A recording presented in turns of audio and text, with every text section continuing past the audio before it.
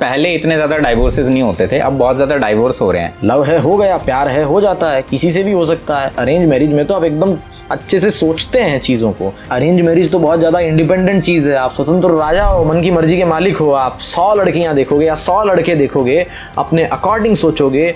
ये कहना बंद कर दीजिए कि ये इंडिपेंडेंट डिसीजन है। आप अपनी आत्मा से या अपने मन से वो डिसीजन नहीं ले रहे हैं। भले वो आपके ही गुण कर्म स्वभाव के अनुसार श्रेष्ठ थी, लेकिन क्योंकि आप वो इमोशनल अटैचमेंट नाम की चीज़ में फंस गए हैं कि आप अंधे हो गए, अब आपको वो चीज़ नहीं दिखेगी। तो जैसे अब दो पार्टनर्स होते हैं, मैं जैसे आपसे समझना चाहूंगा, इसको थोड़ा सा बताना। पहले इतने ज्यादा डाइवोर्सेस नहीं होते थे, अब बहुत ज्यादा डाइवोर्स हो रहे हैं। तो आपने अभी बोला कि अपने संतान के लिए एक अच्छा पिता देखिए, अपनी संतान के लिए एक अच्छी माता देखिए पार्टनर में। लेकिन इंसान, दिक्कत तो इन दो लोगों में आती है ना। सबसे पहले दो लोगों की कंपैटिबिलिटी नहीं होगी तो साथ में कैसे रहेंगे? आजकल पूरा झगड़ा ही तो ये है। दोनों चीजें ना, वो तो मैंने कहा दोनों चीजें, कि आप दोनों चीजें देखिए। आपके लिए पत्नी कैसी है, आपके संतान की अच्छी माता कैसी है। क्योंकि अगर आप केवल पत्नी देख लेंगे तो आपका मैरिज का जो फर्स्ट पार्ट है वो तो अच्छा चल जाएगा। जैसे ही संतान होगी तो घर में क्लेश हो जाएगा। अगर वो अच्छी माता नहीं है फिर आप रोएंगे। और आपने अगर केवल अच्छी माता देख ली तो आप पत्नी वाले रोल के लिए रोएंगे। अगर आपने दोनों चीजें अच्छे से देखी है, इसीलिए अरेंज मैरिज का कंसेप्ट है। अच्छा, लव मैरिज में आप नहीं देख सकते हैं। लव मैरिज तो बस लव है हो गया, प्यार है हो जाता है, किसी से भी हो सकता है। बस इमोशनल अटैचमेंट हुआ और हो गया, उसमें आप बहुत ज़्यादा थोड़ी सोचते हैं। बट अरेंज मैरिज में तो आप एकदम अच्छे से सोचते हैं चीज़ों को कि इसमें ये है, इसमें वो नहीं है। वहाँ आप खुद पसंद करते हैं, वहाँ आप चूज़ करते हैं। इवन लव इंडिपेंडेंसी नहीं है अपने आप लव हो जाना। अरे भाई, वो तो सबसे ज़्यादा बड़ा बंधन है। आपको पता ही नहीं चल रहा है आप किसके साथ कब कैसे चिपक गए, कैसे अट्रैक्शन में चले गए मेंटल तौर पर। लेकिन अरेंज मैरिज तो बहुत ज़्यादा इंडिपेंडेंट चीज़ है। आप स्वतंत्र राजा हो, मन की मर्जी के मालिक हो। आप 100 लड़कियां देखोगे या 100 लड़के देखोगे, अपने अकॉर्डिंग सोचोगे, पूरा राजा की तरह या रानी की तरह सोच कर के आप अपना जीवन साथी चुनोगे।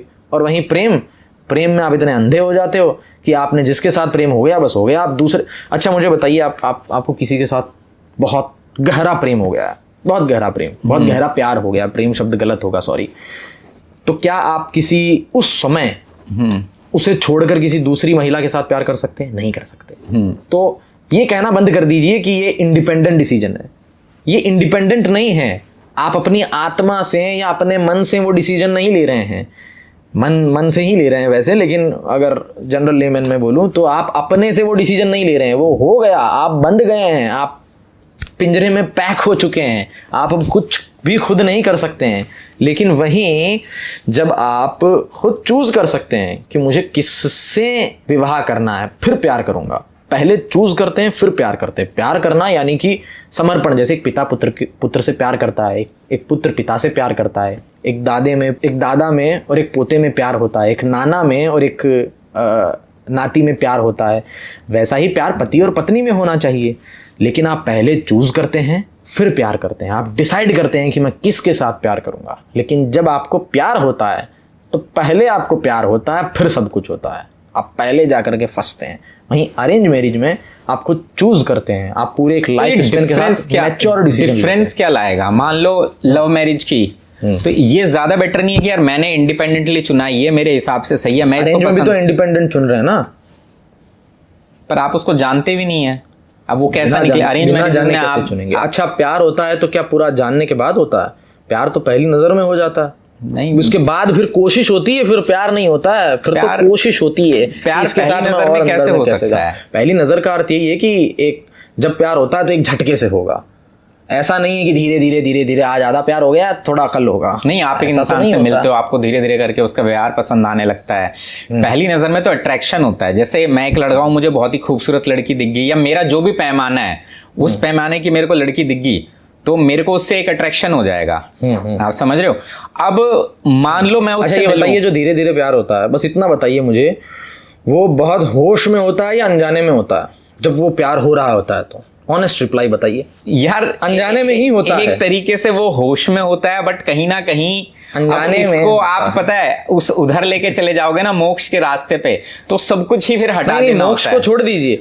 यदि किसी लड़के को किसी लड़की से प्यार हो रहा है और धीरे धीरे हो रहा है, तो वो तो कोई और अपना काम कर रहे हैं ना, कलीग हैं या कॉलेज में फ्रेंड हैं। इंटेंशनली तो उनको प्यार नहीं हुआ ना कि मुझे आज इससे प्यार करना है। ऐसा तो नहीं हुआ ना, अपने आप आपको हुआ, एक इंसान अपने आप हुआ, ये तो आप मानते हैं ना। हाँ, कोई एक इंसान पसंद आने लगता है आपको। हाँ, पसंद आने लगता है, अपने आप हुआ ना। आप समय देते हो उसको, जैसे ये चलता कैसे, आप देखे, आपने किसी इंसान को देखा, आपको वो थोड़ा पसंद आया, अब आप धीरे धीरे करके उसको जानने लगे, आपको उसकी बातें भी पसंद आने लगी, ठीक है। अब वो धीरे धीरे करके एक बॉन्ड बनेगा, बॉन्ड बना, तो ये बॉन्ड आपने इंटेंशनली नहीं बनाया ना। सिंपल सा क्वेश्चन है, दोनों तरीके से हो सकता है मेरे ख्याल से। इंटेंशनली का मतलब है कि आपने सोच करके कि मैं इंटेंशन बनाऊंगा, इसको हम इंटेंशनली बोलते हैं। इंटेंशन का मतलब है, ठीक है, कि आप पहले से इस नजर से ही वो सारे काम कर रहे हैं उसके साथ। अनइंटेंशनली अनइंटेंशनली होता है, लेकिन आपकी अपनी चॉइस से होता है, ठीक है। अब जब भी कोई काम अनइंटेंशनली होता है तो आपके पास चॉइस कैसे खत्म हो जाती है मैं बताता हूँ। आप 5 लड़कियों से मिले, उसमें से आपने एक लड़की को चूज नहीं किया है, आप अनजाने से उस लड़की से हो गए। यदि आपको उससे बेटर लड़की भी दिखाई देती है जो आपके लिए उससे अच्छी जीवन साथी हो सकती है, तो अब आपके पास मौका इसलिए नहीं है, भले वो आपके ही गुण कर्म स्वभाव के अनुसार श्रेष्ठ थी, लेकिन क्योंकि आप वो इमोशनल अटैचमेंट नाम की चीज में फंस गए हैं कि आप अंधे हो गए, अब आपको वो चीज नहीं दिखेगी।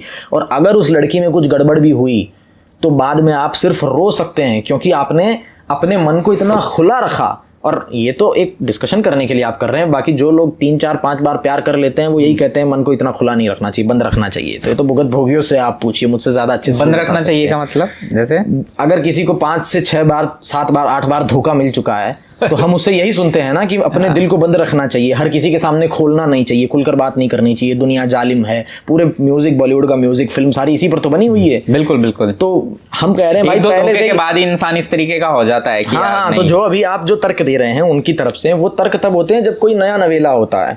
जब वो 4-5 बार धोखे खा लेता है तो आधा दार्शनिक तो वैसे ही हो जाता है, उसे मेरी बात जो मैं कह रहा हूँ वो थोड़ी थोड़ी वैसे ही समझ में आने लगती है। मेरा कहना है पहले ही दिल को बंद रखो और दिमाग को चालू रखो, दिमाग से चूज करो कि who is better for you. जब पता चल जाए कि यस शी इज बेटर और ही इज बेटर, तब दिल को खोल लो। मैं ये तो नहीं कह रहा हूं कि दिल को बंद ही रखो फिर दिल को खोल लो, लेकिन पहले दिमाग को चलाओ फिर दिल को चलाओ। अगर पहले दिल चलेगा, और ये तो साइंटिफिक फैक्ट भी है ही कि जो हमारा ब्रेन का ये जो मन वाला पार्ट है, क्योंकि सारी चीज़ें ब्रेन से ही देखी जाती है, उसकी एक रैशनल अप्रोच है, क्रिएटिव अप्रोच है, एक उसकी इमोशनल अप्रोच है। तो जो इमोशनल अप्रोच है उसके डिसीजंस गलत होते हैं, वहीं जो रैशनल अप्रोच है उसके डिसीजंस ठीक होते हैं। तो अगर आप अपनी इमोशनल अप्रोच को प्रेफरेंस दोगे तो ये कोई केवल दार्शनिक बात भी नहीं है, इसको हम लोग मनोविज्ञान से भी समझ सकते हैं, मन के विज्ञान से भी समझ सकते हैं।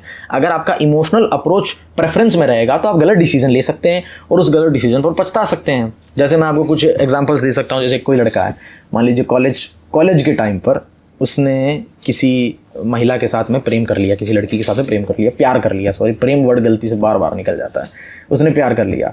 उसके बाद जब विवाह करने की बारी आई, शादी करने की बारी आई, तो कहता प्रैक्टिकली मैं शादी नहीं कर पाऊंगा, क्योंकि मैंने कई लोगों के साथ कास्ट की प्रॉब्लम आ जाती है, कई लोगों के साथ में फाइनेंशियल स्टेचर की प्रॉब्लम आ जाती है। Caste is not only the problem, caste हट भी गई तो बहुत 50 तरह की और कास्ट, मॉडर्न कास्ट भी है, बहुत सारी बन रखी है, और भी तरह तरह की चीज़ें, बैकग्राउंड, एरिया और दूरी, सब बहुत सारी चीज़ें होती है। पेरेंट्स मानेंगे कि नहीं मानेंगे, या फिर उसको लगता है शादी करना ठीक नहीं है, लड़की को लगता है तो इतना जॉब वॉब कुछ लगा नहीं है ख़ास, इमोशनल अटैचमेंट तो बातों से हो जाता है, तो शादी नहीं करते हैं। फिर बाद में वो पछताते हैं और आकर कहते भी है। हम ऐसे लोगों की जब भी काउंसलिंग करते हैं, बातचीत करते हैं, कभी न कभी बातचीत होती है, कोई परेशान है, उसने बताई अपनी पूरी घटना, तो उसे सुनते हैं, फिर उसे समझाते हैं, तो फिर वो बताता है कि मुझे उस वक्त पहले पता होता ना कि मैं शादी नहीं कर पाऊंगा, तो मैं इसके साथ पक्का इमोशनल इसमें रिलेशनशिप में नहीं आता। क्यों नहीं आता भाई? अब तो समझ आ गया ना, क्योंकि अब वो मेमोरी बन गई है, जिसको वो बोलते हैं कि वो याद सताती है बार बार।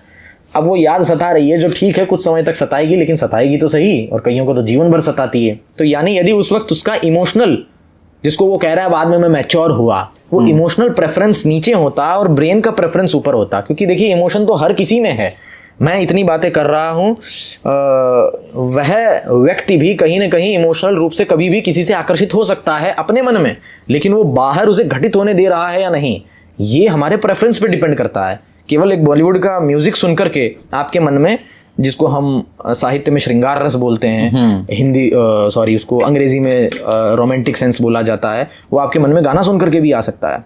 किसी से थोड़ी भी बात आपने कर ली तो हो सकता है आपके अंदर वो सेंस आ जाए। तो सेंस तो अंदर आएगा, लेकिन आपका ब्रेन अगर प्रेफरेंस में है, इमोशन से, तो आपके डिसीजंस उससे इफेक्ट होंगे। इसी को हम मैच्योरिटी बोलते हैं। तो सोचिए, जिस लड़के का मैंने उदाहरण दिया कि कॉलेज के टाइम पे, फर्स्ट ईयर के टाइम पे, जब वो इनफ मैच्योर नहीं था, उसने वो डिसीजन लिया।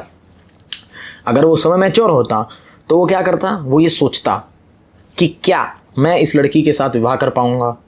अगर वो विवाह वाला कॉलम पहले ही रिजेक्ट हो जाता तो पहले ही वो बात आगे नहीं बढ़ाता, पर बात तो आगे अपने आप बढ़ जाती है। आपको पता है एक कॉलेज में एक 16, 17, 18 साल के इंसान से मैच्योरिटी की उम्मीद कैसे कर रहे हो जब अभी उसमें हार्मोन्स का एक उफान है ना? क्या ये इम्पॉसिबल है?